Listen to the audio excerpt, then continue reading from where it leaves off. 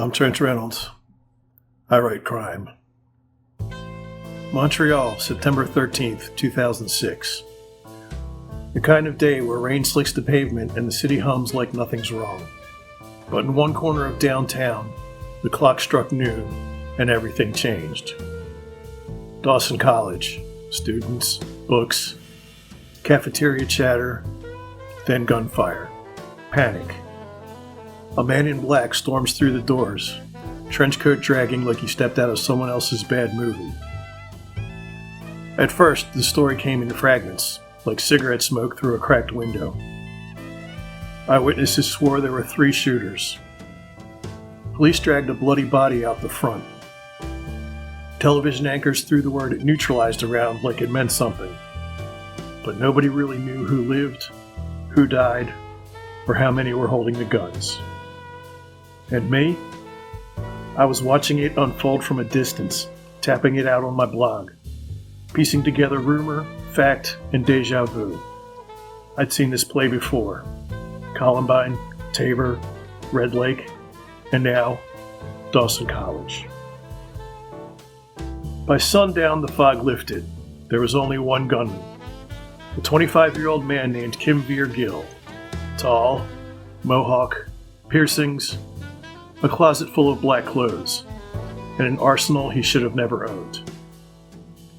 He killed 18-year-old Anastasia D'Souza, wounded 19 others. Then, like the coward he was, turned the gun on himself. Police found he had scouted the school, left journals, scribbled notes about other schools too. Université de Montreal, Vanier College, even a high school in Laval. Dawson wasn't a crime of passion, it was a plan. Gill wasn't bullied. He wasn't pushed into this by jocks or preps or some cartoonish clique from a bad after-school special. His classmates said he was a normal kid, well-liked, never picked on because of his size. But Gill wanted the world to think he was Harrison Klebold's spiritual cousin, another trench-coated soldier in the war against high school hierarchies.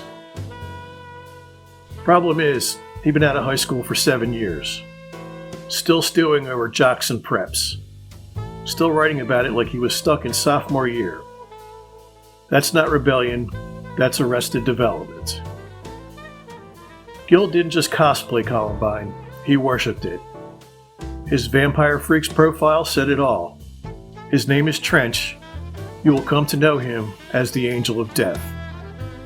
So yeah, about that name. He called himself Trench.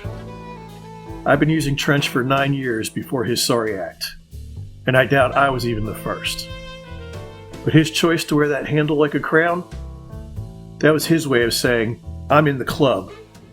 A club nobody sane wants membership in. When police tore through his room, they didn't find genius or depth. They found 242 rounds of ammo, a notebook of sketches, 174 horror movie DVDs, and a burned disc labeled, Shooting Sprees Ain't No Fun Without Ozzy and Friends, LOL. Real original, huh? A basement dweller who thought his DVD collection made him a prophet of doom. A man who posted rants about cops being cowards and kids just having a little fun when they plotted school shootings. I know because he left comments like that on my own site. Yeah, Kimveer Gill, the Dawson College shooter, sat at his keyboard and dropped his nonsense in my comment section. Defending kids who threatened to attack their schools, mocking the police, dressing up his delusions as rebellion. I banned him. One of the best clicks I ever made. The experts weighed in. Some said we shouldn't jump to conclusions. That you can't predict violence from a trench coat, a mohawk, or a piercing. Fair enough. Clothes don't kill people. But others, people like Kevin Cameron who lived through the Tabor shooting, and psychologist Robin Kowalski, they saw what I saw. Kowalski called Gill the poster boy for a school shooter. She said his blog read like a checklist of every factor she'd ever studied. Guns, death obsession, rejection, psychological instability, and that final trigger. Gil didn't defy the mold. He was the mold. And still, the excuses came. Metal music, goth culture, video games, same tired records spinning since Columbine. But here's the truth. I listened to metal. In my much younger days, I hung around in goth circles. I still play video games. None of those turned me into a killer. Gil wasn't doomed by a soundtrack or a trench coat. He was doomed by himself. A socially inept troglodyte who let his fantasies do the driving. Even Dave Mustaine, frontman of Megadeth, had to set the record straight when Gil tried to hijack their song, A Tout le Monde, as his personal theme song. Mustaine wrote it about his mother. Gil twisted it into a death march by a loser who never created anything of his own. Mustaine's response? He played the song in Montreal anyway, refused to let Gil control the narrative. That's strength, even though Dave can be a bit of a pill himself sometimes. The community Gil wrapped himself in, Vampire Freaks, tore his profile down within hours. Members condemned him, distanced themselves. But the internet leaves a stain. A year later, Facebook saw a Kim Veer-Gill fan club pop up with 86 members, calling him a hero. The sick little fanboys. I called them Gilmen because they slither out of the shadows every time a tragedy happens. Fans, worshippers, Columbiners. Don't let anyone tell you this is new. It's not TikTok. It's not YouTube. It started back decades ago. LiveJournal, Vampire Freaks, Usenet boards. I saw it firsthand. Gil wasn't an innovator.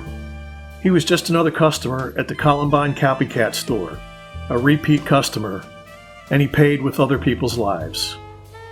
The coroner would later say Gil's drinking fueled his depression, that he had low self-esteem, that he stopped taking his meds. In the end, he was a man with no record, no history of treatment, no ties to Dawson, just rage, envy, and a gun license. He wanted power. He wanted to be feared. He wanted to be remembered. But here's what he really was. A coward who murdered Anastasia D'Souza, scarred 19 others, and took his own life rather than face the weight of his actions. The kids he shot at Dawson, they were everything he wasn't.